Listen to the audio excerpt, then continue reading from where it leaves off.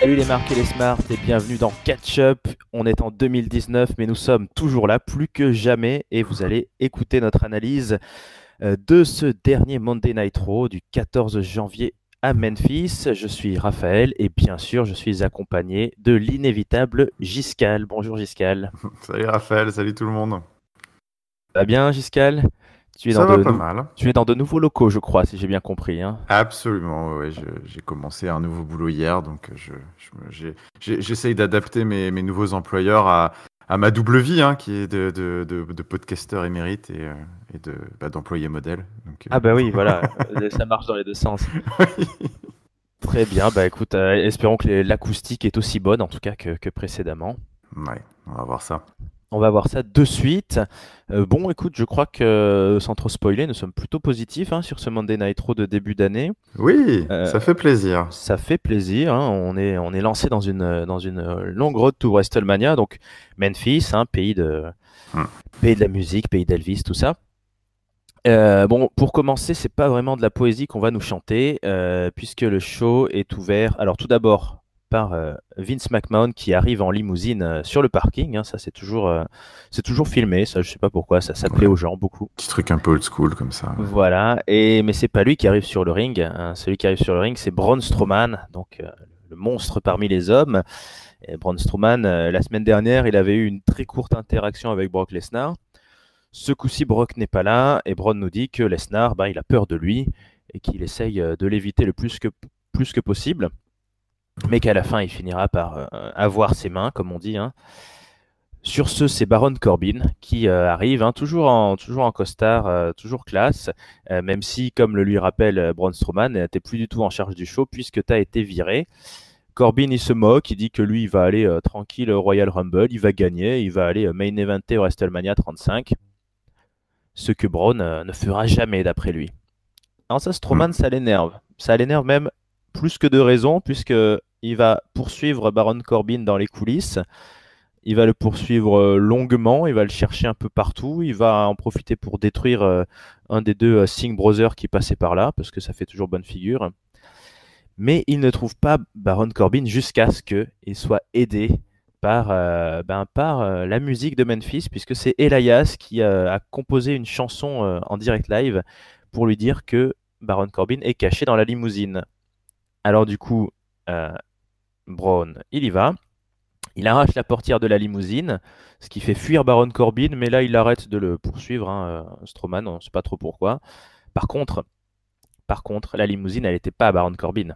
Hmm, hmm. Elle était à Vince McMahon qui arrive, qui est dépité de voir sa portière arrachée et la vitre brisée, sa belle limousine qui avait survécu à tant de choses. Donc il est vénère et il punit Braun Strowman de 100 000 euros d'amende. Bon, a priori, d'après Strowman, à la cote Argus, ça les vaut pas. Et par contre, il le prive aussi de son match contre Brock Lesnar au Royal Rumble. Donc Euh, choc total, notre grosse affiche disparaît. De colère, Braun en profite pour retourner la limousine, les quatre fers en l'air, parce que bah, tant qu'à faire, hein, autant être puni pour un gros Ouais, truc. à 100 000 balles, autant y aller, quoi. Voilà, donc bah, c'était notre long segment d'ouverture. Je sais pas trop comment la foule a perçu ça, parce qu'on commence quand même par quasiment 10 minutes Bah, sur de l'écran. Titantron, ouais, j'imagine. C'est ça. Alors toi, depuis ton écran, qu'est-ce que tu as pensé de ce moment important tout de même? Bah, c'était assez télégénique, on va dire, comme ouverture. Ouais, en effet, pour les spectateurs en live, je sais pas, mais du coup, ils l'ont vécu comme nous. Bah, écoute, j'ai bien aimé. C'était un peu old school. Pour une fois, on va dire qu'on commençait pas par une promo micro, enfin un petit peu quand même, hein, mais bon, voilà, il y avait un petit twist, une petite variante. Alors le coup du boss qui arrive dans la limo à l'ancienne, je trouvais ça sympa. Baron Corbin qui continue de se faire un peu ridiculiser pour ses faits d'armes passés et son humiliation passée, ça me va toujours aussi. Et puis bah, Braun Strowman, alors là c'est le choc. Donc je trouvais que le petit segment backstage a été bien foutu avec le petit caméo d'Elias et sa chanson et tout. Enfin tout était plutôt bien goupillé, je trouve que c'était assez fluide. Et puis bah voilà le choc. Donc c'est bien pour une fois, hein. Enfin je trouve parce que j'ai toujours l'impression un petit peu que les mecs les superstars, les catcheurs se prennent un peu pour des oufs parfois face au GM, face au boss, tout, à gueuler. Bon, bah là, écoute, face à Vince, ça a pas traîné. Le mec, tu fais le mariole. Bon, bah, je te dégage 100 000 balles et je te dégage de ton match. Bon, au moins comme ça, c'est clair. Tu parles pas comme ça au patron. Euh, donc dans l'ensemble, je trouvais que la dynamique du segment était pas mal. Et puis, bah, il y a une grosse surprise, quoi. Le match est annulé. Alors voilà, bon. Probablement, on va pas se voiler la face, on peut pas faire comme si Internet n'existait pas. Il y a de fortes chances que ce soit lié à la blessure de Braun Strowman. On sait que il n'avait pas remis les pieds, dans un ring de manière très active, puisque à TLC, il avait usé de la stipulation pour ne pas catcher. Puis après, à Raw, il avait soigneusement évité les confrontations physiques. Donc manifestement, son coude n'est pas encore complètement remis. C'est un choc, quoi. C'est vrai que Braun Strowman, Brock Lesnar, c'était un peu l'affiche. Et Brock Lesnar commence à être le spécialiste des matchs qui s'annulent un petit peu en last minute, parce qu'avant les Survivor Series, il avait changé d'adversaire, l'année dernière aussi. Là, à 2 semaines du Rumble, il change encore d'adversaire. Bon, on va voir après dans la suite de l'émission que c'est peut-être pas pour le pire, hein. Ça ouvre des nouvelles portes, mais voilà, à ce stade-là de l'émission, c'était un gros choc. Et ça C'est m'a vrai. plutôt bien plu. Ouais. Moi, j'ai même limite un peu déçu que Vince, qui avait l'air vraiment très fâché, lui lâche pas un gros You're fire. Bah ouais, presque, ouais. Après, donc oui, comme tu l'as dit, effectivement, Braun Strowman, a priori, n'est pas remis de ses blessures, de sa convalescence. Donc à voir comment ils vont traiter ça dans l'avenir. J'espère personnellement que c'est vraiment très ponctuel et que c'est pas pour faire de Braun Strowman la nouvelle tête de Turc de Oui. l'autorité. Bon, Hmm. on verra, on verra. Mais ouais. Donc le show s'ouvre sur une grosse annonce et on espère tous que ben, il y aura quelque chose qui va progresser, qu'on en saura un peu plus par la suite. On va ouvrir une parenthèse féminine, comme tu adores ça, Giscal. Ah, j'adore. Nous allons passer dans le monde des filles. Alors la semaine dernière, vous vous souvenez que Ronda Rousey a appelé de ses voeux un match contre Sasha Banks, donc ça c'est acté hein, au Royal Rumble.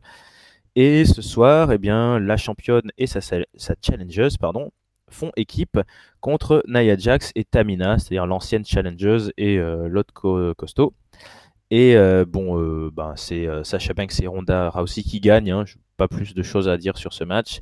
C'est Sasha qui fait taper Tamina. À la fin de la rencontre, les deux jeunes femmes sont interviewées sur le ring. Et Ronda Rousey, elle est un petit peu maladroite. Elle dit ouais, ça serait une grande fierté d'accrocher en gros Sasha Banks à mon trophée de chasse. Sacha, elle lui fait comprendre qu'elle est un peu plus que ça et que voilà, il faudra un petit peu redescendre sur terre là. Hein. Elle va voir ce qu'elle va voir quand elle va devoir taper sur le ring. Donc, elle se dispute, ça s'envenime. Sasha Banks s'en va, Ronda Rousey la poursuit pour s'expliquer. Et les deux jeunes femmes continuent à se disputer en coulisses avec l'intervention de Bayley pour défendre Sasha Banks et de Natalia pour défendre plutôt Ronda Rousey.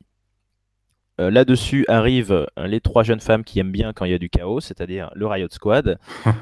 Et puisqu'elles n'ont rien d'autre à faire, elles proposent à Bayley et Natalia un 3 contre 3 ce soir si les deux gentils trouvent une partenaire. Alors étonnamment, Bayley a l'air pas contente qu'il y ait un match. Elle est un peu déçue visiblement. Mais Natalia accepte le challenge. Bon, je fais une pause là pour ce segment. Qu'est-ce que tu en as pensé, toi, en tout cas de la partie qui concernait Ronda et Sasha Banks? Ouais, écoute, ouais. C'était pas. Bon, c'était à craindre, on va dire, les interactions entre les deux.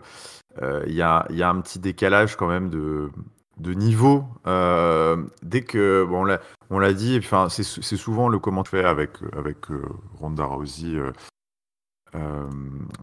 Avec Ronda Rousey dans les promos micro, c'est que face caméra, quand elle récite, on va dire, son texte et qu'elle se permet quelques petites largesses à droite à gauche, elle est pas mal. Quand c'est de l'interaction, du dialogue et qu'il faut mettre un peu du rythme, rebondir sur les phrases de l'autre, essayer de bien caler ses punchlines, elle est un peu plus en délicatesse. Donc bon, je sais pas, j'ai encore une fois trouvé que cette promo était un peu bof. Et puis en plus, son attitude, là, oui, non, mais c'est pas ce que je voulais dire, machin. Enfin, un coup je suis agressif, un coup je suis gentil. Enfin, je trouve pas que ça lui serve vraiment ce positionnement. Et au contraire, Sasha Banks, J'aimais bien. Enfin, je trouve elle a un peu lâché ces tics de langage que je trouve agaçants. Je trouve que là, elle est pas mal dans son rôle un peu boss face. Euh,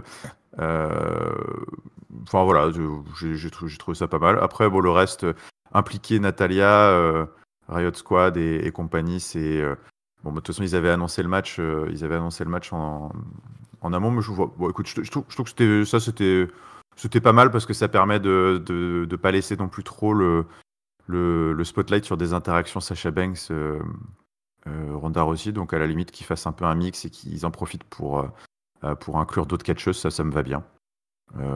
Donc Je suis d'accord avec toi. ouais. C'était comme tu dis à craindre, mais c'est vrai que ben Andara aussi, mais ça fait déjà plusieurs semaines, hein. Elle a beau être un peu unique, elle penche quand même très fortement du côté de ses gimmicks, de celle qui cherche à être copine, à se faire des potes. Ouais, ça m'agace un peu, mais bon, Et ouais. c'est vrai que Mm. là, avec Sasha Banks, mais bon, pourquoi pas. Après tout, Ronda aussi, c'est vrai qu'on la voit tous comme une warrior, une killeuse, mais ça reste à la base une fille qui est une fan de la WWE depuis toujours et qui se retrouve un peu aussi à faire le métier dont elle rêve face Ouais. à des gens qu'elle admirait. Donc bon, on peut à peu près y croire, même si bon. Ouais, on peut y croire. En fait, c'est bon. Après, c'est perso, hein, mais c'est vrai que cette dissonance qui est vraiment très forte entre sa personnalité dans le ring et sa personnalité hors du ring, moi, m'empêche un peu de m'attacher complètement à elle, quoi. En fait, ça me déroute un peu trop à mon goût que voilà, ce soit une machine de guerre quand elle est dans le ring, et puis après qu'elle soit un peu trop gnangnan en dehors. Je trouve que ça colle pas. Bon. Écoute, je propose qu'on conclue directement avec cette histoire, hein, même si c'est pas Oui, tout à fait pardon. Oui, oui, oui. la progression, il s'est passé d'autres choses entre. Mais on va parler de ce 3 contre 3. Donc le Riot Squad d'un côté, c'était prévu. Oui. Par contre, Natalia et Bailey devaient trouver une partenaire. Alors j'avoue que je n'avais pas senti venir le coup. Moi, je m'attendais à Mickey James ou quelqu'un comme ça. Eh ben pas du tout. La partenaire de Bailey, qui arrive d'ailleurs, je trouvais ça assez drôle, sur les cadavres des Bailey gonflables là sur le sol, c'est quelqu'un qui est pas du tout dans le même trip, on va dire, Ah non. puisque c'est Nikki Cross. Nikki Cross qui arrive, Nikki Cross, la petite chérie de NXT, l'ancienne membre du clan Sanity, hein, la seule femme de Sanity, cette femme complètement déjantée, complètement agressive, qui arrive sur une pop plutôt correcte, j'ai trouvé.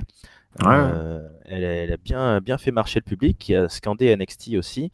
Euh, et donc, elle s'est retrouvée dans cette équipe de trois, oui, un peu hétéroclite, hein, c'est pas tout à fait les mêmes personnalités. Ah non. Et évidemment, bah, sur une arrivée pareille, c'est la victoire des gentils. Nikki Cross, elle a bien contribué. C'est quand même Bailey qui place le tombé sur un elbow, à nouveau un elbow drop depuis le turnbuckle. Donc une prise qu'elle fait de plus en plus souvent, hein, à la place de son Bailey to Bailey suplex. Et du coup, ben voilà, Nikki Cross est parmi nous. Ça a plutôt bien marché. C'est pas la seule rookie qu'on va voir ce soir, mais on nous a bien précisé. Les rookies n'ont pas encore choisi un roster fixe. Ils vont un petit peu où ils viennent, donc on verra si on les revoit ailleurs à SmackDown. Qu'est-ce que tu en penses, toi, Nikki Cross? Tu vois qui c'est? Tu connais un peu? Ouais, ouais, tout à fait. Non, non, mais j'adore. Alors, c'est une montée un peu paradoxale parce que j'aime énormément Nikki Cross. J'aime beaucoup son personnage.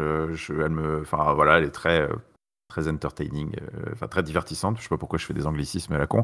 Mais enfin, j'aime bien. Et paradoxalement, j'avais un peu peur et j'ai toujours un peu peur de sa montée parce que elle a, on va dire, un gimmick très estampillé NXT et pas forcément très compatible avec le main roster. J'ai un peu peur de sa durée de vie, on va dire, dans le temps, avec ce côté de malade mental, sortie d'asile, là, complètement folle, chien fou dans le ring et tout. Je sais pas si ça va pouvoir faire la transition aussi bien qu'on l'aimerait.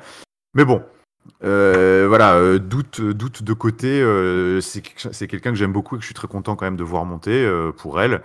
Donc ça me fait plaisir. Je trouve que cette utilisation et ce début, donc comme tu l'as dit, hein, pas attaché à un main roster, mais en tout cas voilà, ce match était très très intelligemment fait parce que voilà, donc c'est ce que je disais. Bon, on rattache d'une certaine manière un peu d'autres catcheuses dans l'inconscient collectif à la scène un peu majeure entre Ronda Rousey et Sasha Banks, parce que voilà, donc ce match un peu découle de Bayley et Natalia qui étaient seules dans leur coin, qui se font provoquer par Nikki Cross, par la Riot Squad. Donc ça reste un peu une sorte de storyline un peu liée. Et on jette Nikki Cross là-dedans. Donc dans un match qui est assez random, ce qui lui permet de tirer un peu la couverture à elle sans que ce soit nécessaire de construire toute une storyline. Enfin, je trouve que voilà, ce match était fait pour qu'elle brille, qu'elle débute. Et c'est ce qui s'est plutôt bien passé d'ailleurs. Je trouve que voilà, elle a été bien mise à l'honneur dans ce match, très convaincante. Ruby Riott notamment, qui a super bien sell pour elle, je trouve, dans ce match, qui était pas mal aussi. Donc voilà, écoute, c'est le genre d'utilisation, je trouve, qui est plutôt maligne, en marge du main event féminin à Raw, d'arriver à faire des petites oppositions comme ça, qui, sans enjeu, se révèlent utiles pour un petit peu tous les acteurs. J'ai bien aimé voilà, ce qu'ils ont fait cette semaine dans l'undercard féminine, on va dire. Un bon début, je suis d'accord avec toi. Ouais. On va être assez impatient, je pense, de l'avoir sur le Rumble. Ça peut être le genre de personne à faire la Iron Woman Ah ouais, c'est un match pour elle, ça. Ouais. de la soirée. Bon, on verra. En tout cas, pour le moment, pas de lien avec Sanity. On verra si c'est Oui, ça c'est. positif ou négatif. Après, par exemple, on a vu que pour Carmela, ça s'est plutôt bien tombé qu'il la lie pas à Big Cass et Enzo Amore finalement dans le main roster. C'est pas faux. On verra bien ce que ça donne pour elle. On va repartir un petit peu chez les hommes, évidemment. La scène tag team. Ce soir, on a un match entre les Revival et la Lucha House Party. Alors, on a déjà vu ce match plusieurs fois. Sauf Oui. que ce coup-ci, puisque c'est plus Baron Corbin aux commandes, ça sera pas un Lucha House Party Rules, là, parce que, a priori, c'était lui qui décidait ça. Les Revival, ils ont une raison pour ce match, c'est que la semaine dernière, ils ont perdu un title shot contre Rude et Gable, un title shot qui était un match Lumberjack. Et ils ont perdu alors que Scott Dawson, je crois de mémoire, avait le pied sur la corde au moment du tombé. Et ils disent que les Lucha House auraient dû le voir et ils n'ont pas prévenu l'arbitre, donc ils sont pas contents. Du coup, on a un match. Malheureusement, pendant le match, la WWE trouve opportun de nous mettre sur l'écran la porte du bureau de Vince McMahon, avec devant cette porte plein de catcheurs qui, a priori, essayent de se remettre un peu dans le game pour le title shot à l'Universal Championship. Donc on voit pêle-mêle Heath Slater et Rhino, on voit la B-Team aussi, on voit Kurt Hawkins, et on voit EC3, une autre montée de NXT, le fameux Top 1%, qui malheureusement ne dit pas un mot, et tout le monde fait pareil. Personne dans le stade n'ouvre la bouche à l'apparition de EC3. Il y a un certain silence. Bon, il faut dire que c'était un peu bâtard cette utilisation avec le match en cours. En tout cas, sur le match, les Revival finissent par l'emporter et on continue à jouer sur ce jeu des pieds sur la corde puisque Grand Metalik avait le pied sur la corde au moment de prendre le tombé, mais Dash Wilder l'a enlevé et ça a permis la victoire de son partenaire. Donc, victoire du Revival. On aura sûrement, du coup, probablement une revanche. Qu'est-ce qu'on en pense de tout ça, Giscal? Bonne utilisation, le Revival, on les voit quand même toutes les semaines, mais Ouais. Ouais, on les voit toutes les semaines, mais bon, franchement, j'ai toujours du mal à me passionner pour ce qui se passe pour eux. Bon, alors là, on va dire que c'était dans le bon sens. Les Heels ont triché. Enfin, les Heels ont profité d'une erreur pour l'emporter, contrairement aux 2 derniers mois où le Revival a été soit floué par les Lucha House Rules, comme tu l'as dit, ou alors perdait sur des erreurs d'arbitrage, des filouteries, des gentils à chaque fois. Là, on va dire que ça a été booké dans le bon sens, sauf que tu te demandes en fait où est-ce qu'ils veulent en venir avec tout ça, et tu te demandes sans vraiment forcément être très intéressé de savoir ce qui va sortir de tout ça. Oui, comme tu l'as dit, probablement un rematch. Mais bon, il n'y a pas vraiment d'histoire, à part que du coup, on était des méchants qui se faisaient baiser. Et puis du coup maintenant on a décidé qu'on n'allait pas se laisser faire et que nous aussi on allait tricher. Enfin, c'est bizarre. J'y arrive pas. c'est bon. C'est vrai que c'est pas forcément très intéressant. Après, effectivement, voilà, Le Revival est là, il est là. Ouais. le Revival est là. C'est le seul créneau tag team masculin cette semaine à Monday Night Raw. Moi, je suis plutôt optimiste, hein. Je pense qu'on nous les montre beaucoup justement pour bien nous les faire accepter. Et je pense qu'ils vont Ah avoir oui, oui. une bonne année 2019. Je les vois champions forcément, Hmm. peut-être plutôt après Mania, on verra, ou à SmackDown s'il y a un check-up. Mais bon. En tout cas, ils sont Et, là. On les identifie bien comme équipe maintenant. oui, oui, non, non, je suis pas forcément pessimiste. Justement, en tout cas, là, actuellement, ce qu'ils font avec eux, je suis pas fan, mais après, je partage un peu ton sentiment. Écoute, on va continuer parce que là, il y a du haut niveau qui nous appelle, hein. Il y a carrément Vince McMahon qui arrive sur le ring. Vince qui a quand même perdu sa limousine quelques instants plus tôt. Ah, il est sur scène, il a à peine le temps d'ouvrir la bouche qu'il est interrompu par nul autre que Ah, John Cena. John ça fait Cena, plaisir. le frisé de la bande, qui arrive avec sa formidable coiffure. Et John, eh ben, il laisse pas vraiment Vince parler. Il lui explique que, ben, en gros, il veut son title shot contre Brock Lesnar au Royal Rumble, hein, alors que la semaine dernière, il se bouquait dans le Rumble match. Il a beaucoup d'appétit, John Cena, en début d'année. Il a Bon, raison. sa justification, en gros, c'est que ben voilà, John, il a toujours été là pour Vince. Quand The Rock, Steve Austin, tous ces mecs-là sont partis, il était là. Et bah du coup, maintenant, il veut bien une nouvelle chance. Il est interrompu par Drew McIntyre, lui-même interrompu par Baron Corbin, lui-même interrompu par Finn Balor. Donc ça fait quatre mecs sur le ring autour de Vince McMahon. Il a du choix, comme on dit. Alors Vince, il va plutôt s'adresser au dernier arrivé. Il va dire à Finn Balor, bon écoute, bon Finn, ouais, ok, ouais, tu vas vite, tu sautes bien, tu sautes haut et tout ça. Mais voilà quoi, là il y a de la viande, il y a de la grosse viande sur le ring. Brock Lesnar, c'est un gros morceau aussi. Du coup, bon, je sais pas trop. Ouais. Alors il sait pas trop, mais ça sera quand même le seul pour lequel Vince a un petit mot. Finn Balor il dit ok, ben on croit pas en moi, je suis au courant, mais enfin je suis le seul à avoir été champion universel ici, et je peux vous montrer ce que je sais faire. Et là ça part en baston général, sauf que du coup le seul qui reste debout et qui arrive à foutre des Claymore Kick à tout le monde, c'est quand même Drew McIntyre qui finit très impressionnant tout seul au milieu du ring. Finn Balor, John Cena, Baron Corbin, tout le monde est couché par terre. Vince il dit qu'il aime bien ça. Il aime bien ce qui s'est passé. Donc il propose ce soir un Fatal 4-Way entre les quatre bonhommes et le gagnant affronte Brock Lesnar au Royal Rumble. C'est un gros scoop. On finit pas là-dessus parce que juste après dans les coulisses, notre ami Vince il est interrompu par Jinder Mahal qui le supplie de lui donner une chance aussi. Et, il n'avait pas pu être là Jinder Mahal parce qu'il s'occupait du Singh Brother qui était blessé. Du coup, Vince lui dit écoute, si tu veux ta place dans le Fatal 4-Way, tu choisis un des quatre mecs. Tu me le dis, tu l'affrontes dans la foulée, et si tu le bats, tu prends sa place. Jinder Mahal, il réfléchit pas très longtemps, il dit ok, ben j'affronte Finn Balor et je lui prends sa place dans la foulée. C'est booké. On va faire une petite pause là d'analyse avant de parler de ce match du contender pour le Fatal 4-Way pour le Brock Lesnar Challenge.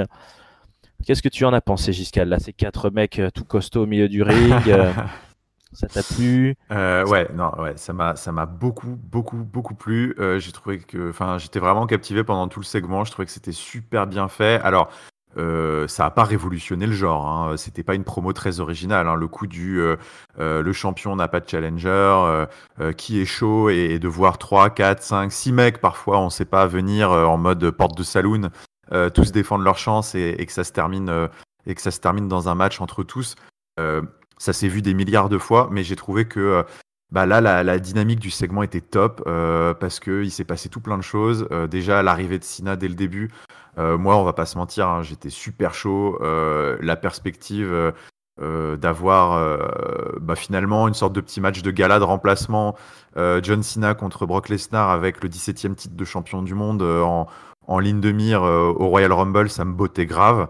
Et puis après, bah, de voir finalement tous les autres sortir et puis de voir bah, Drew McIntyre sortir, tu te dis yes, ça c'est pas dégueu. Bon, Baron Corbin évidemment, C'est dégueu. c'est dégueu. Non, mais bon, il vient là, on va dire un peu pour équilibrer la balance. Puis après Finn Balor qui arrive, tu te dis ah ça c'est cool. Tous les petits échanges. Bon alors. On va pas se mentir, quand Vince McMahon s'est adressé à Finn Balor, c'était un petit peu le spoiler tag qui clignotait en rouge au-dessus de leur tête. C'était cramé et encore plus cramé après derrière sur la suite quand ils ont booké Jinder Mahal, Finn Balor, que Finn Balor allait gagner derrière. Mais ça m'a pas déplu pour autant. Parce que voilà, c'était, on verra quand on analysera tout ce qui s'est passé, le main event et tout. Le Raw était très bien construit, je trouve, pour proposer en tout cas cette montée de Finn Balor. Mais voilà, j'ai bien aimé les échanges, j'ai bien aimé comment est-ce qu'ils ont utilisé tout le monde. Et puis ça donnait un sacré, ouais, une belle péripétie, des beaux rebondissements pour ce shot à Brock Lesnar. Donc voilà, cette promo m'a bien plu. Et on verra quand on parlera du main event. Mais pris dans son ensemble avec le main event et le match contre Jinder Mahal, j'ai trouvé que tout ça avait une très belle cohérence d'ensemble sur cet épisode. Ouais, on est d'accord. Moi, j'ai beaucoup aimé aussi. Et c'est vrai que des fois, la WWE, ses meilleurs moments, limite, c'est ça. C'est un peu dans l'urgence. Oui, On a ouais, quatre mecs qui avaient les dents longues. C'était bien intense. C'était beau à voir. Bon, c'est vrai que ça aurait pas coûté cher, je trouve, d'envisager une sorte de petit tour d'horizon de la part de Vince. Hein. Il a eu un mot pour Finn Balor. oui. Il aurait pu dire à Cena, bon ben ok, t'es une légende, mais enfin toi non plus, t'es pas là souvent. Il aurait pu dire à Baron Corbin, bon bah j'ai pas l'impression que la foule t'aime beaucoup. Il aurait pu dire à Drew McIntyre, je sais pas, quelque chose d'autre. Ouais, t'as déjà eu ta chance il y a 6 ans quand je t'avais Voilà. choisi, machin, je sais pas, on aurait pu faire une petite pique là-dessus. Ça, Voilà. c'était drôle d'ailleurs, c'était la première fois qu'on revoyait Drew McIntyre et Vince McMahon dans le même ring depuis Ouais. sa période Chosen One il y a quelques années, donc ça aurait pu être sympa de faire un clin d'œil. C'est vrai, alors c'est bon, c'est la WWE, souvent on met qu'un seul personnage en vue à la fois, hein, Oui. mais Mm. enfin, bon, quand même, Drew était assez, bon, je me Ah répète, mais bah, moi je l'aime bien, assez oui, impressionnant quand il s'est relevé là après le deuxième exact. Claymore Kick sur, Mm. sur Cena, hein, je crois. Ouais. Non, et Ouais. puis on va justement, si tu fais bien de le rappeler, parce que ouais, ouais, j'en ai pas parlé, mais les grands gagnants du segment, bon, au-delà du fait que voilà, l'interaction avec Vince spoilait un petit peu, voilà, Finn Balor a vraiment été mis en évidence pour son côté t'es un underdog, t'es un petit au milieu des géants, qu'est-ce que tu vas pouvoir faire et tout. Et puis Drew McIntyre qui a eu le dernier mot à la fin.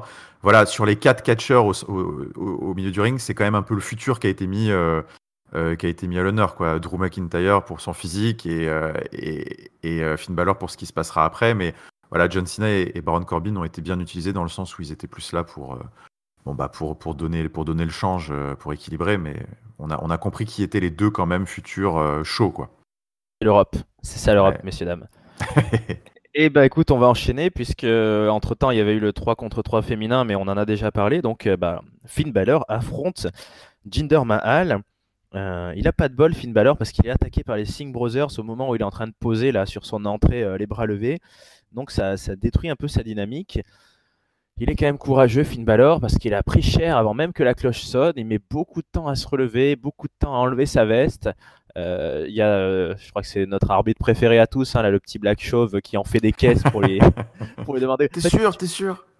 ouais, alors Finn Balor, il a dû dire 10 fois oui, mais l'arbitre, il a attendu la 11e fois. Bon, bah d'accord, ok. Allez, ring the bell. Bon, il commence mal, Finn Balor évidemment, Jinder prend le dessus, mais petit à petit la situation s'inverse.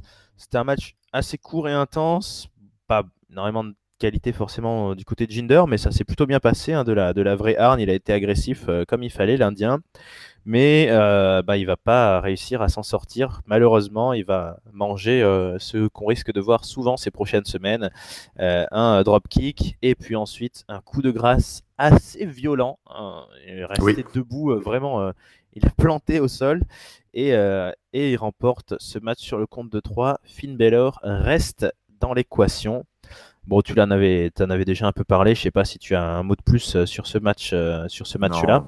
Non, non, non, non, c'était, voilà, on va dire que la grosse ficelle se mettait en place à ce moment-là, hein. C'était le match avec l'intervention des heels avant pour diminuer le face, pour qu'il fasse un grand comeback et qu'il l'emporte et qu'on se demande tous s'il va être en état d'aller faire un second exploit en main event de la soirée. Voilà, le scénario et le booking étaient très clairs. Allez, j'aurais peut-être bien aimé que ce soit un poil plus court parce qu'on va dire que le match n'était pas super, super, super fun à part le finish. Mais bon, dans l'ensemble, ça a accompli son objectif. et on embraye sur la suite. Donc j'ai pas grand chose à reprocher. Effectivement, Finn Balor a les moyens de se reposer un petit peu puisque le main event n'est pas encore pour tout de suite. Entre-temps, on a une drôle d'affiche assez inattendue.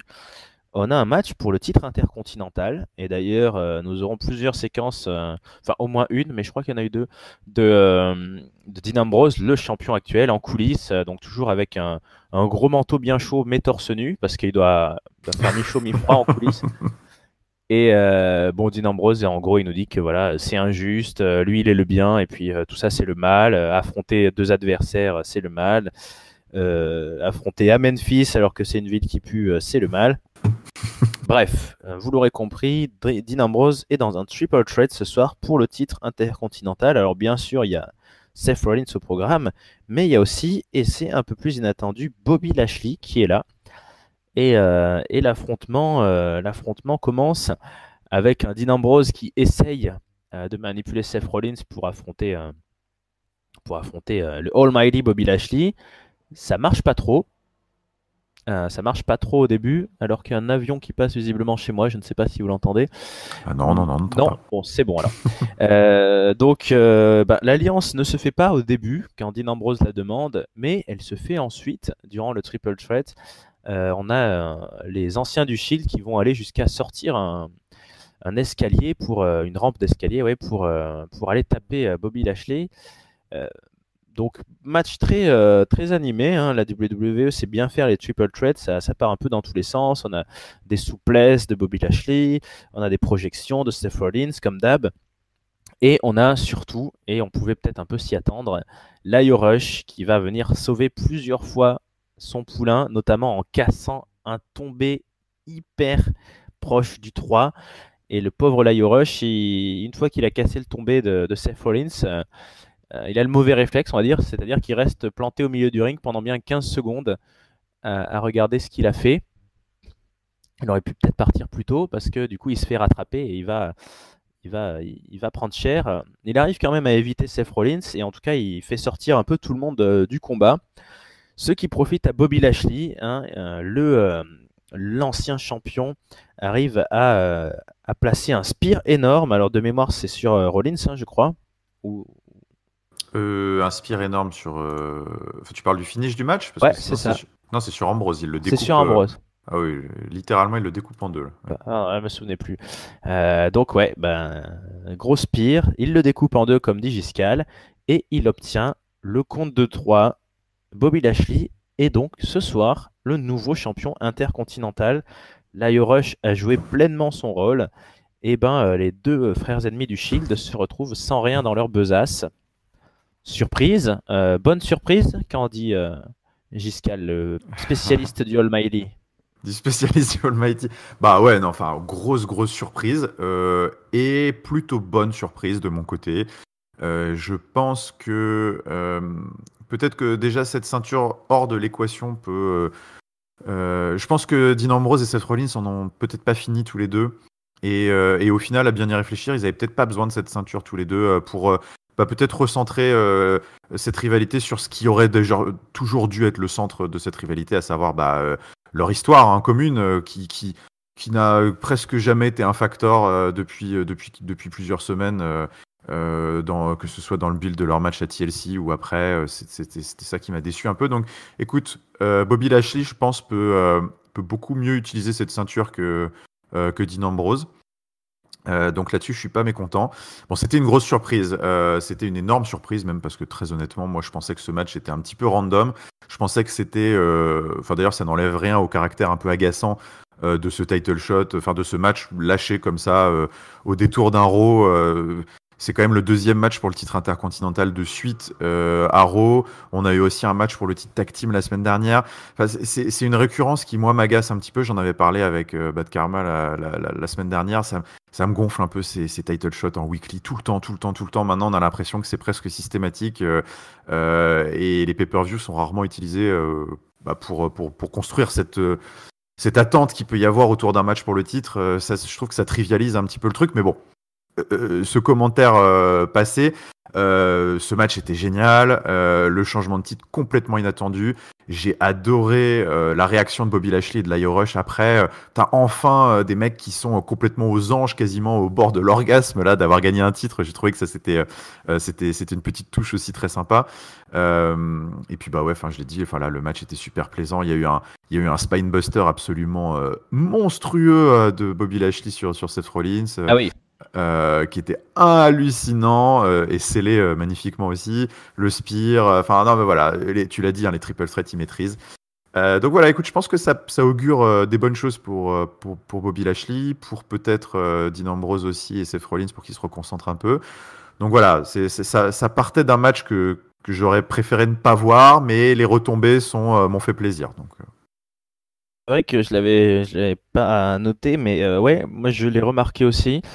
Enfin des heels qui, quand ils gagnent ah une ouais. ceinture, ne vont pas l'attraper, glisser hors du ring et plutôt célébrer là en partant à reculons sur le Titantron, et ils ont Ah ouais, vraiment ils étaient célébré. fous de joie, quoi. Ouais, c'était, Ouais. c'était énorme.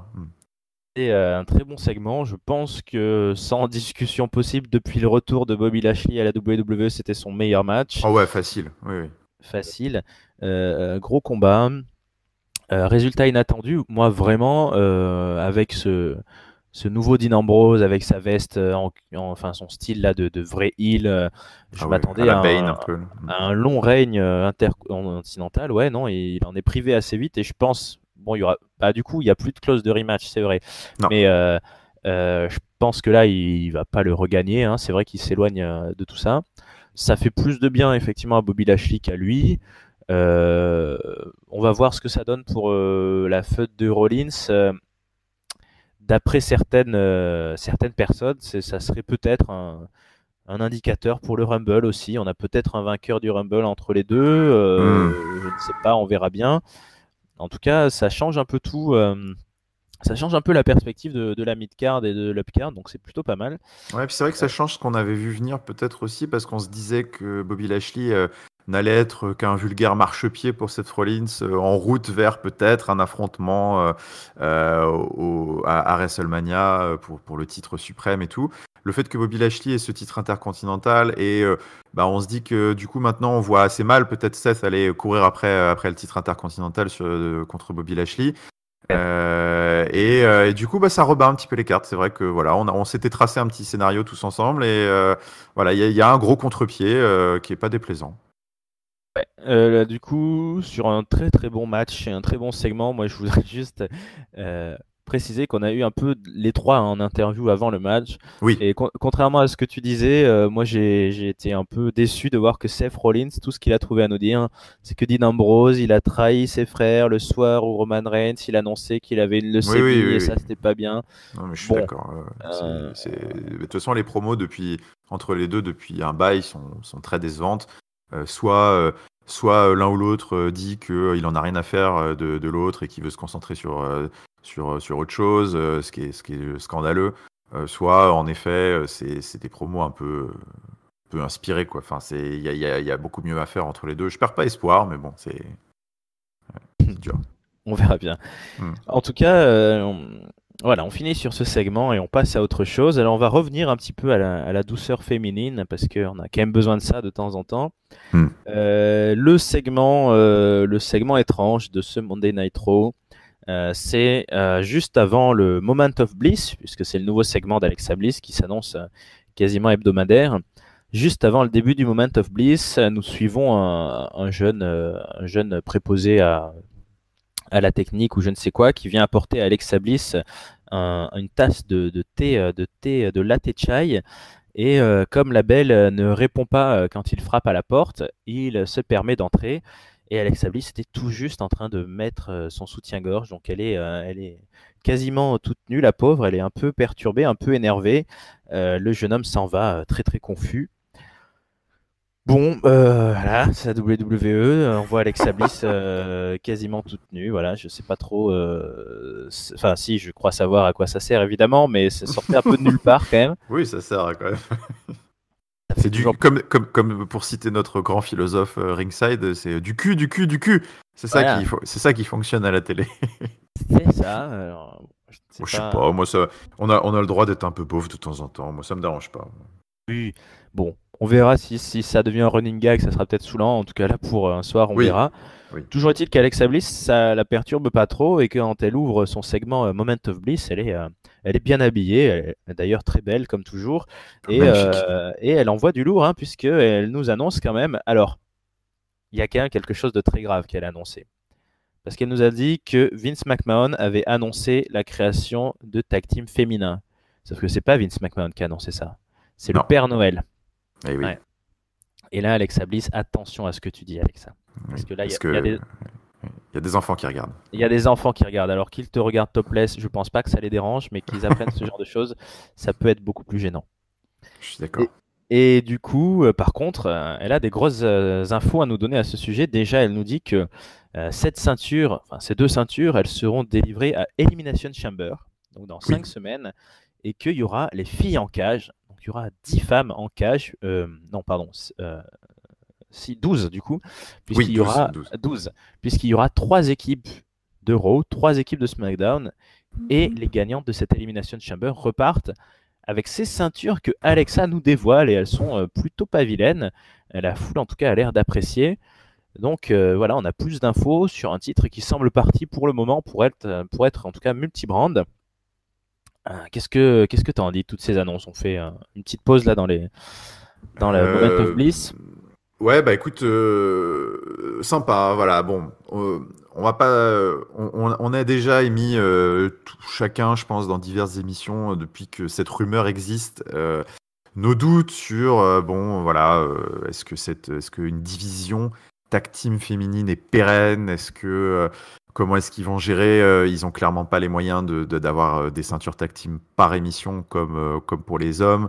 Donc comment est-ce qu'ils vont gérer les défenses un petit peu? Qu'est-ce qui va se passer? Est-ce qu'ils vont constituer des équipes de brick et de broc? Enfin bref, le futur de cette division, c'est vrai, est un peu entouré de flou.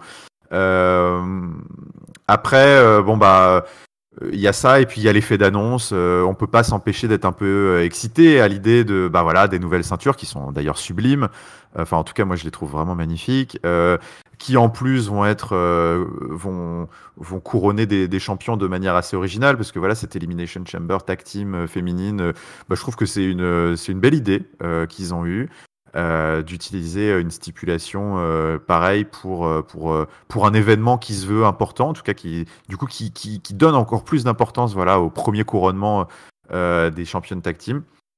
Donc voilà, je suis partagé sur ce segment entre bon bah il y a cet effet d'annonce qui peut pas m'empêcher de me titiller un peu et de dire bah ouais putain c'est cool, j'ai envie de voir ça et puis de se projeter un peu dans l'avenir et de se dire bon bah voilà, est-ce qu'ils vont réussir à faire quelque chose de sympa vu les équipes qu'ils ont à leur disposition aujourd'hui. Est-ce qu'il y a assez de profondeur? Est-ce qu'ils vont réussir à gérer des storylines inter-show? Est-ce que finalement, une fois que la ceinture va être dans une émission, est-ce qu'on va vraiment avoir des storylines croisées? Je sais pas. Enfin bref, il y a beaucoup d'inconnus. Donc attendons de voir. Et pour le moment, en tout cas, bon, on savait qu'elle allait avoir ces ceintures féminines, donc Oui, tous ces questionnements, comme tu dis, on les avait depuis au moins un mois. ouais, mais moi Euh, personnellement, je sais toujours pas trop. J'ai pas de réponse quoi. Mais c'est oui. vrai, mais le moment était bien fait. Oui. C'était super bien, je trouve, d'avoir donné ça à Alexa Bliss qui prend un poids certain à la WWE. Donc, belle annonce, belle affiche en perspective, comme tu dis. Je trouve ça très bien aussi que ça soit pas le truc convenu d'un tournoi avec WrestleMania. Enfin, on aura nos championnes à WrestleMania, sûrement la première défense du titre à ce moment-là, on verra. Est-ce que tu as réfléchi un peu au casting de qui pourraient être ces 6 équipes féminines? Écoute, à SmackDown, on va forcément avoir Sonya Deville et Mandy Rose. Ça Iconics c'est aussi. les Voilà. Iconics. La troisième équipe, écoute, fut un temps, on aurait pu croire il y avait une sorte d'association un peu fun entre Asuka et Naomi, mais maintenant, je sais pas trop qui ils vont envoyer comme troisième équipe. C'est vrai que c'est un petit peu un point d'interrogation à SmackDown. À Raw, Euh, je pense qu'on est. il y À aura Raw, peut-être on va. Carmella et je sais pas. Ouais. Ah ouais, t'as raison. À Raw, Euh, on a très certainement Tamina, Nia Jax, oui, ça c'est sûr. le Riot Squad, et puis bah, si on a Bailey, Sacha, on a les trois, quoi.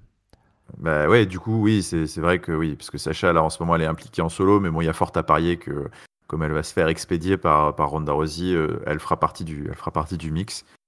Mais bon, voilà, tu vois, là, déjà en faisant la liste des équipes, en fait, on se rend compte que, bon, bah oui, les 6 équipes qu'on cite, ou qu'on essaye de citer, constituent 100% de la division féminine. C'est ça. Et partant de là, c'est vrai qu'on peut se poser des questions sur qu'est-ce qui va. Bon, bah voilà, il va y avoir le premier couronnement, peut-être 1, 2, 3 feuds au début, et puis après. Ah, voilà. Est-ce qu'ils vont réussir à dynamiser le truc, à faire varier, à créer des équipes On verra. On verra. Effectivement, on verra ce qu'il en est, on aura le temps d'en reparler. Bon, le Moment of Bliss n'est pas fini parce qu'Alexa a un invité, c'est un invité de prestige, hein, c'est Paul Heyman. Euh, Paul Heyman, l'avocat de Brock Lesnar, qui a l'air ravi d'être là avec Alexa Bliss. Il n'a pas trop le temps de dire grand-chose. Il parle un peu des challengers potentiels à Brock. Il parle un peu de Drew McIntyre. Il parle un peu de Cena. Mais tout ce monde est très vite interrompu par une sorte de grand gogol qui arrive et qui se met à s'agiter dans tous les sens. Donc c'est Otis Dozovic, je n'avais pas son nom en entier, qui est débarqué à côté d'Alexa Bliss, qui fait un peu peur à Alexa Bliss. Donc c'est une nouvelle arrivée de NXT en fait, c'est la moitié d'un duo, des Heavy Machinery, qui débarque. Donc un peu moment de flottement, moi j'ai trouvé pas très bien, un peu bizarre. Voilà, le mec arrive, il dit pas grand, enfin il dit rien, il pousse des cris un peu animaux, on dirait un peu un gorille qui tape sur sa poitrine ou je ne sais quoi. Il est vite rattrapé par son partenaire et puis par deux trois officiels qui viennent le ramener. Alors, est-ce qu'il postule avec son équipe pour être dans ce match Elimination Chamber? Je ne sais pas. Euh, Est-ce que tu as trouvé ça pertinent comme interaction et qu'est-ce que tu as pensé du passage de Paul Heyman avant, tant qu'à faire? Oh, écoute, voilà, l'interaction de Otis, ouais, moi ça m'a bien fait rire. De manière générale, on aura vu toutes les montées, sauf une, Ouais. toutes les montées potentielles à Raw, un peu en backstage ou pas backstage, là, comme Otis qui a eu le luxe d'apparaître sous le titre en tronc. Ça, je trouve que c'est quelque chose qui est plutôt fun. Donc je spoil pas SmackDown, mais vous verrez qu'il y a une certaine continuité sur ce schéma.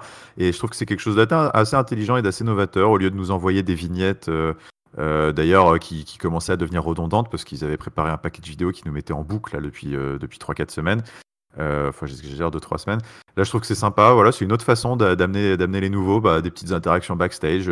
Donner l'impression un peu que la WWE est un écosystème vivant et qu'il se passe des trucs et que les mecs vont et viennent. Je trouve que c'est vraiment très sympa pour l'impression de show d'ensemble. Donc voilà, écoute, c'est une petite interaction inoffensive. J'ai trouvé que c'était assez drôle. Puis ça plante un peu son personnage qui est complètement taré. Voilà, c'est le gros rigolo, très, très, un peu crado. Bon, ouais, je trouve que c'était assez drôle. Et puis l'intervention de Paul Heyman, il a fait du Paul Heyman. C'était du classique. Là-dessus, j'ai pas grand-chose à dire. Il a pas lâché Bon, de bombe. Hein. bon, c'était pas sa meilleure. Non, c'était pas sa meilleure. Pas beaucoup de temps non plus. Ça met du prestige un peu au Moment of Bliss qui débute. Ouais, Oui, c'est sûr, c'est ça. C'était une bonne idée, effectivement, de nous les montrer quasiment tous, ces rookies, le même soir. D'ailleurs, c'est vrai que j'ai lu beaucoup qu'il y en avait un seul qui n'était pas apparu, donc le fameux Lars Sullivan que tout le monde attend. Mais en fait, il y en a deux, parce qu'on n'a pas vu non plus Lacey Evans, je crois qu'elle s'appelle. Alors, si elle est apparue à un moment, on l'a vu dans un segment backstage. Attends, dis que je remette le doigt dessus. Je suis quasiment sûr qu'on l'a vu à un moment dans un segment backstage, mais c'est vrai que je l'ai su après coup, ça, Ah oui, parce que parfois, c'est quand je regarde Raw, je fais des petites avances entre les segments et tu peux vite louper ça.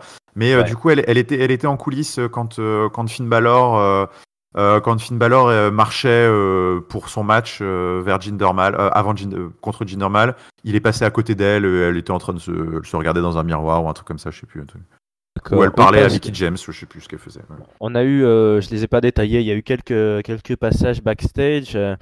Notamment, on a vu un tout nouveau rookie sortir du bureau de Vince McMahon, puisqu'on a revu Jerry the King Lawler qui était là.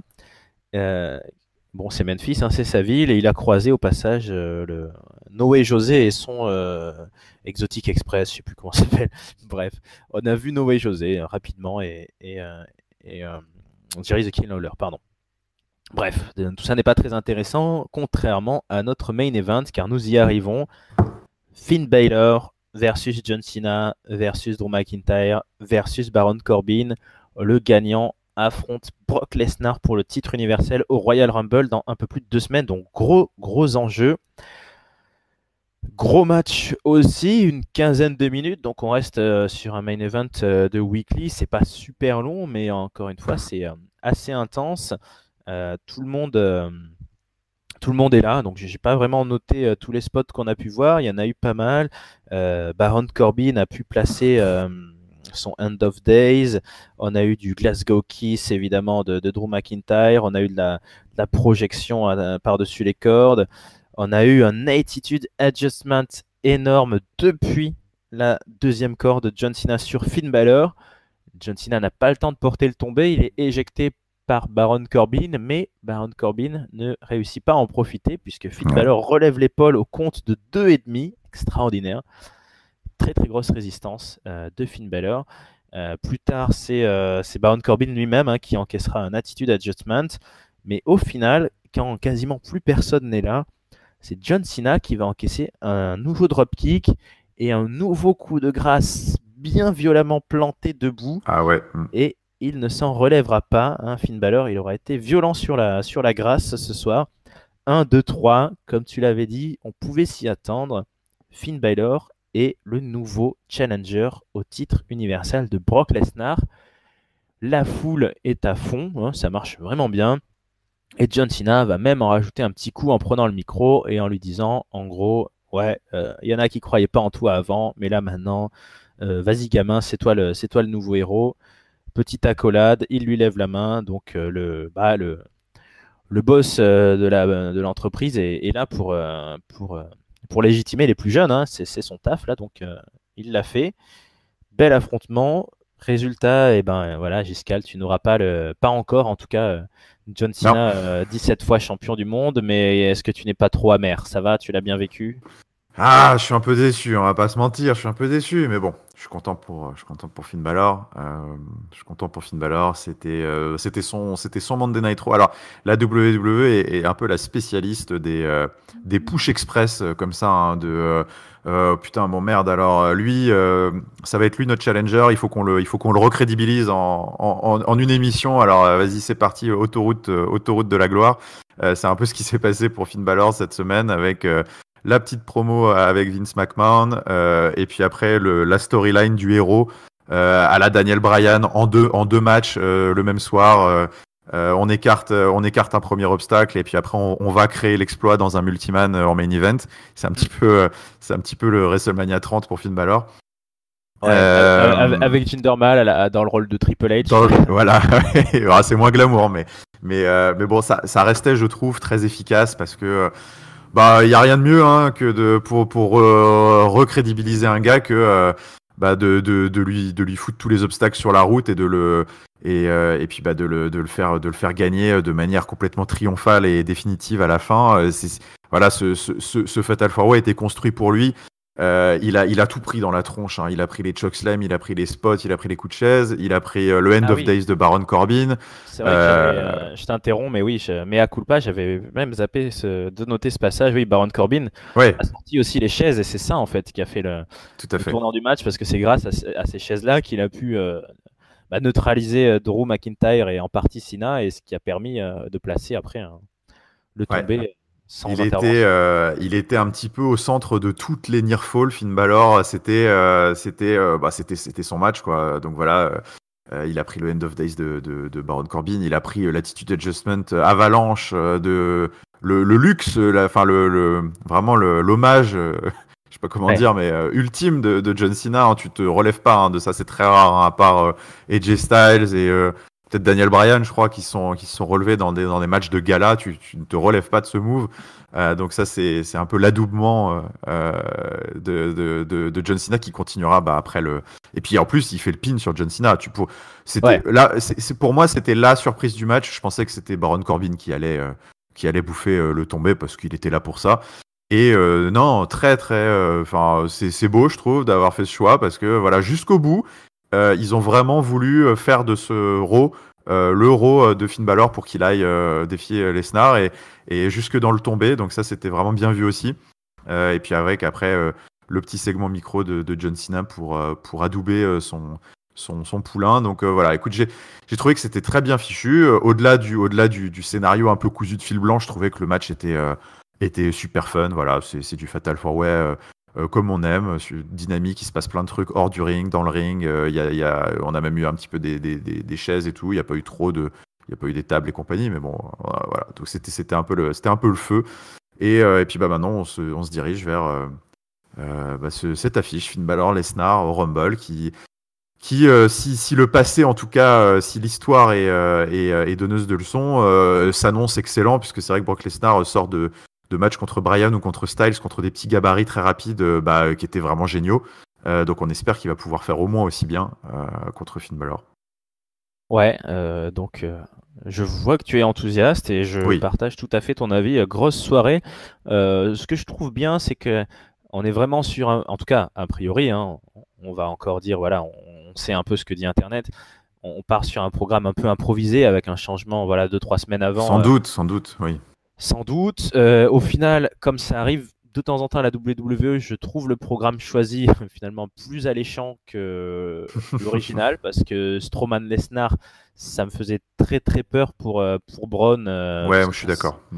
Euh, donc, sans trop présager, hein, moi je vois évidemment pas du tout Finn Balor remporter cet affrontement, mais je pense que ça peut lui être très bénéfique parce que voilà, le gabarit David contre Goliath fait que si le scénario du match est bien ficelé, évidemment si Lesnar finit en 2 minutes, ça va être un peu dur, mais je pense pas qu'ils vont faire ça.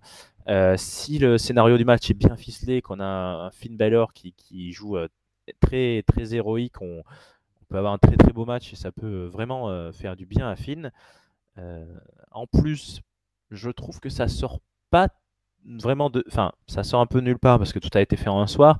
Ça fait quand même plusieurs semaines que Finn Balor est bien mis en vue, hein. Il a pris le dessus sur Drew McIntyre, sur Dolph Ziggler, qu'on a d'ailleurs pas vu ce soir. Il était dans une dynamique positive. L'autre truc qui est très bien, c'est que ça a marché à fond et je pense pas qu'il y ait eu beaucoup de catcheurs dans le roster avec lequel la foule aurait validé autant, même Seth Rollins, je suis pas sûr que ça aurait. Là, tout le monde était vraiment très content. On sent que le mec revient à un peu sa juste place.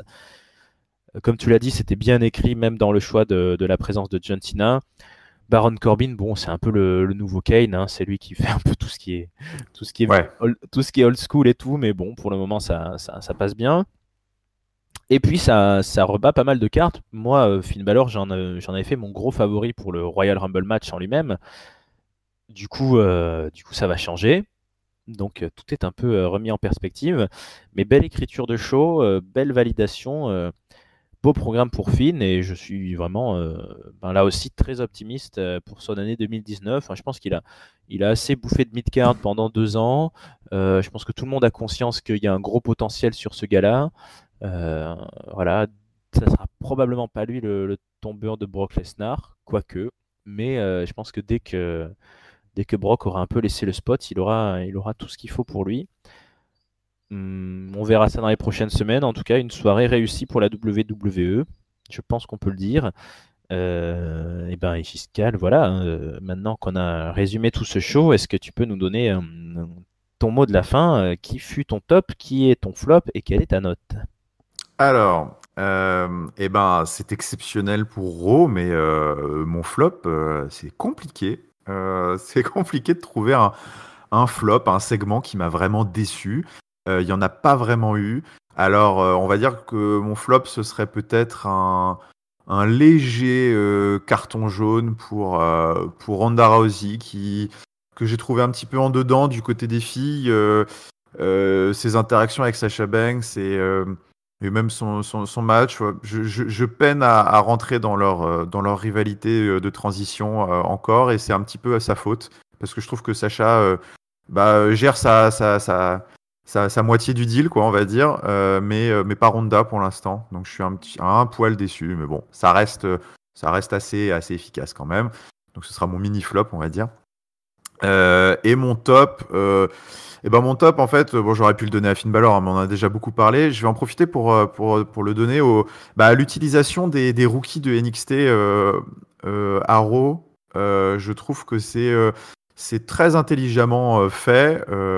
Et encore une fois, sans spoiler SmackDown, voilà, je trouve ils vont un petit peu dans ce sens-là. Donc, je trouve que c'est quelque chose de novateur et de très fun et qui donne une impression beaucoup plus organique à l'émission en fait. D'ailleurs, il y a eu pendant ce Raw pas mal de segments backstage, peut-être plus que d'habitude, des segments un peu vivants, des interactions, des dialogues, des trucs qui rebondissent sur d'autres segments. C'est quelque chose qu'on avait plutôt l'habitude de voir à SmackDown. Et là, je trouve que Raw avait plus de cohérence d'ensemble, plus de vie. Et ça va se ressentir sur ma note, puisque pour la première fois, je pense, depuis toujours, je vais mettre un 4 à Raw. Parce qu'il s'est passé plein de trucs et que je me suis pas fait chier à un seul instant. Les transitions étaient bonnes, les matchs étaient très bons et les promos étaient importantes. Il s'est passé sur toutes les scènes un petit peu. Victoire du Revival, changement de challenger pour le titre suprême, changement de titre intercontinental, les femmes qui continuent à développer des choses. C'était une très bonne émission. Moi, j'ai beaucoup, beaucoup aimé. Bien d'accord avec toi et je pense qu'effectivement il faut encourager Monday Night Raw, hein. Si Vince nous écoute là entre deux avions, il faut lui dire que c'est ce genre d'écriture qu'il faut continuer. Là on est vraiment pour moi dans un weekly qui sent le weekly de Road to WrestleMania. On a voilà comme tu l'as dit des grosses annonces, des gros matchs et on voit beaucoup de monde. Donc j'ai mis un 4 aussi comme toi. Ah, ça fait plaisir. Ça fait plaisir. Au niveau du flop, tu m'as piqué un peu le mien. Je l'avais donné à Ronda Rousey aussi. Donc, je vais en improviser un de dernière minute. Le flop, je vais le donner à Braun Strowman. Alors, le pauvre, évidemment, il se fait piquer son programme parce qu'il est blessé. Ça va sûrement protéger son personnage de gros costaud, mais je l'ai trouvé quand même pas mal idiot dans l'histoire. Oui, je suis Déjà, d'accord. j'ai pas compris pourquoi il s'est senti de poursuivre Baron Corbin partout. Surtout pour au final le laisser partir, hein, puisque Corbin est sorti de la limousine, il s'est barré, et Braun Strowman, tout ce qu'il a trouvé de mieux à dire, c'est Yeah, you'd better run, hein, tu fais bien de courir. Bon, voilà, un peu idiot quand même le Braun. Ouais, ouais, un petit peu idiot. C'est comme ça, tant pis pour lui. Et le top, bah écoute, moi je vais respecter un peu l'écriture du booking, hein. Top à Finn Balor, c'est sa Oui, oui, soirée, il mérite. il mérite, grosse prestation, très bonne adhésion avec le public.